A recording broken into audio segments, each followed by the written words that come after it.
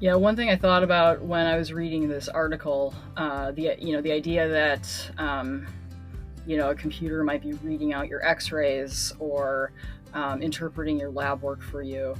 I thought about self-driving cars and the idea that 99% of the time they're probably awesome, but then there's like the 1% of the time where the computer interprets something incorrectly, and instead of braking for a pedestrian in a crosswalk, it just keeps going. And I worry about that, not having a human pair of eyes, like having an actual radiologist looking at an X-ray. And perhaps at some point it'll be that both, tools are utilized to, get a full interpretation of something. But for the moment, I feel a lot more comfortable having, a human set of eyes on the test results that I'm relying on.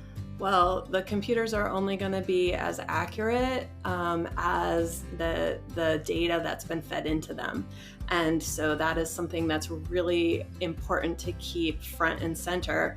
There's very famously a computer program on the human side that they were using to assess skin masses and whether or not skin masses were malignant.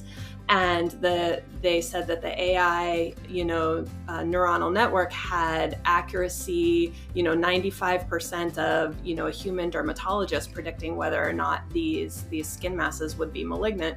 But then when they actually sat down and figured out what the computer had taught itself, the computer had learned that if a mass was malignant, oftentimes the photograph of the mass had a ruler in it for scale.